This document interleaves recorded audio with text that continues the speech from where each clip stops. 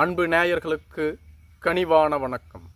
அமமுக வெற்றி பெறும் தொகுதிகள் எவை? கடந்த 2021ஆம் ஆண்டு நடைபெற்ற சட்டமன்ற தேர்தலின் பொழுது அமமுக தேமுதிகவோடு கூட்டணி அமைத்து தமிழகத்தில் உள்ள 234 தொகுதிகளுக்கும் வேட்பாளர்களை அறிவித்து போட்டியிட்டிருந்தார்கள். ஆனால் அமமுக 2.31% வாக்கு வங்கியை பிரித்திருந்தது. இதனால் வெற்றி பெறக்கூடிய நிலையில் இருந்த அதிமுக 20 தொகுதிகளில் தோல்விக்கு அது வித்திட்டு விட்டது. எனவே அதிமுகவினுடைய கடந்த கால தோல்விக்கு அமமுக ஒரு மிகப்பெரிய பங்காற்றியது. இந்த முறை அதுபோன்று எதுவும் நடந்துவிடக்கூடாது என்ற ஐயத்தில்தான் அமமுகவை மட்டும் அதிமுகவில் இணைத்துக் கொள்ள எடப்பாடி பழனிசாமி ஒப்புக்கொண்டார். இதற்கே பாஜக மிகப்பெரிய அழுத்தத்தை எடப்பாடி பழனிசாமிக்கு கொடுத்திருந்தது. சசிகலா, ஓபிஎஸ் போன்றவர்கள் தேவையில்லை, அமமுக மட்டும் இருந்தால் போதும் என்ற மனநிலையில்தான் இபிஎஸ் இருந்தார். அதன் பின்புதான் அமமுகவிற்கு 11 தொகுதிகளை இபிஎஸ் வழங்கியிருந்தார். அமமுக போட்டியிடக்கூடிய 11 தொகுதிகள் எவை என்பதை காணலாம். பூந்தமல்லி தனித்தொகுதி, சைதாப்பேட்டை தொகுதி, திருவையாறு தொகுதி, மடத்துக்குளம் தொகுதி, திருச்சி மேற்கு தொகுதி, மன்னார்குடி தொகுதி, காரைக்குடி தொகுதி, பெரியகுளம் தொகுதி, திருப்பத்தூர் தொகுதி, நாங்குநேரி தொகுதி, ஒட்டப்பிடாரம் தனித்தொகுதி என 11 தொகுதிகளை பெற்றிருந்தார்கள். இதில் 9 பொது தொகுதிகளும் 2 தனித்தொகுதிகளும் ஆகும். மேலும் அமமுக பெற்ற 11 தொகுதிகளுமே திமுக மற்றும் அதன் கூட்டணி கட்சிகளான காங்கிரஸ் கட்சி வலிமையாக இருக்கக்கூடிய தொகுதிகள்.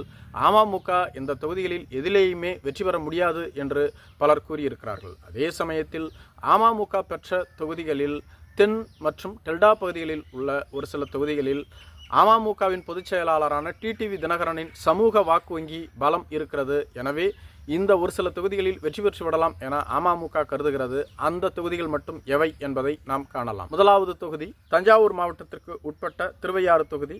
இங்கு அமமுகவின் சார்பில் வி கார்த்திகேயன் அவர்களும் திமுகவின் சார்பில் சிட்டிங் எம்எல்ஏ துரை சந்திரசேகர் அவர்களும் போட்டியிடுகிறார்கள். 2021ஆம் ஆண்டு நடைபெற்ற சட்டமன்ற தேர்தலில் இங்கு போட்டியிட்ட திமுக வேட்பாளர் துரை சந்திரசேகரன் அவர்கள் 53,650 வாக்குகளை அதிமுகவோடு அதிகமாக பெற்று வெற்றி பெற்றிருந்தார். 2024 இந்த தொகுதியில் மட்டும் திமுக வேட்பாளர் அதிமுக மற்றும் பாஜக வேட்பாளர்களை விட 43,222 வாக்குகளை அதிகமாக பெற்றிருக்கிறார். இவற்றை வைத்து பார்க்கும் பொழுது இங்கு திமுக வெற்றி பெறுவதற்கான வாய்ப்புத்தான் அதிகபட்சமாக உள்ளது. தேனி மாவட்டத்திற்கு உட்பட்ட பெரியகுளம் சட்டப்பேரவை தொகுதி இது ஒரு தனித்தொகுதி. இங்கு அமமுகவின் சார்பில் முன்னாள் எம்எல்ஏ கதிர்காமு அவர்கள் போட்டியிடுகிறார்கள். திமுக கூட்டணி தனது கூட்டணி கட்சியான விசிகாவிற்கு இந்த தொகுதியை ஒதுக்கியுள்ளது. விசிகாவின் சார்பில் ஆற்றல் அரசு அவர்கள் போட்டியிடுகிறார்கள். கடந்த 2021 சட்டப்பேரவை தேர்தலில் திமுக வேட்பாளர் தங்க தமிழ்ச்செல்வன் KS சரவணகுமார் அவர்கள் 21,321 வாக்குகள் வித்தியாசத்தில் இங்கு போட்டியிட்ட அதிமுக வேட்பாளரை வீழ்த்தியிருக்கிறார்.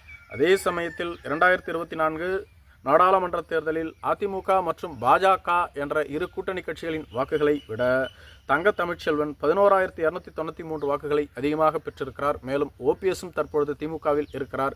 இவர்கள் அனைவரும் ஒருங்கே இணைந்து களப்பணி ஆற்றினால் மீண்டும் இங்கு திமுக கூட்டணி தான் வெற்றி பெறும். அதே சமயத்தில் முக்குலத்தோரினுடைய வாக்கு வங்கியை அடிப்படையாக கொண்டுதான் வெற்றி தீர்மானிக்கப்படும் என்று சொல்லப்பட்டு வருகிறது.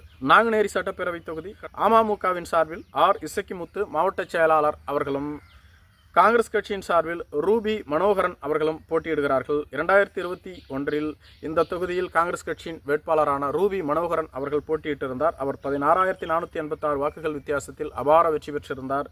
2024 நாடாளுமன்ற தேர்தலில் பாஜக மற்றும் அதிமுகவின் வாக்குகளை விட இந்த தொகுதியில் திமுக 10,966 வாக்குகளை அதிகமாக பெற்றிருக்கிறது.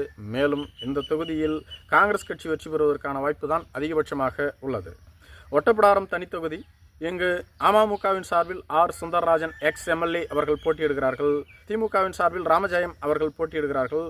2021 சட்டப்பேரவை தேர்தலில் திமுக வேட்பாளர் இங்கு 8,510 வாக்குகளை அதிகமாக பெற்று வெற்றி பெற்றிருந்தார். மேலும் 18வது மக்களவைத் தேர்தலில் பாஜக மற்றும் அதிமுகவினுடைய வாக்குகளை கழித்து 40,456 வாக்குகளை இங்கு திமுக வேட்பாளரான கனிமொழி அவர்கள் அதிகமாக பெற்றிருக்கிறார். எனவே இங்கும் திமுக வெற்றி பெறுவதற்கான வாய்ப்பு தான் அதிகபட்சமாக உள்ளது. மன்னார்குடி சட்டப்பேரவை தொகுதி இங்கு அமமுகவின் சார்பில் காமராஜ் அவர்கள் போட்டியிடுகிறார்கள். திமுகவின் சார்பில் அமைச்சர் TRP ராஜா அவர்கள் போட்டியிடுகிறார்கள். 2021 TRP ராஜா 37,393 வாக்குகளை அதிகமாக பெற்று வெற்றி பெற்றிருந்தார். 18வது மக்களவைத் தேர்தலில் திமுக 23,579 வாக்குகளை அதிகமாக பெற்றிருக்கிறது. இங்கு மீண்டும் PTR ராஜா அவர்கள் வெற்றி பெறுவதற்கான வாய்ப்பு அதிகபட்சமாக உள்ளது. நன்றி.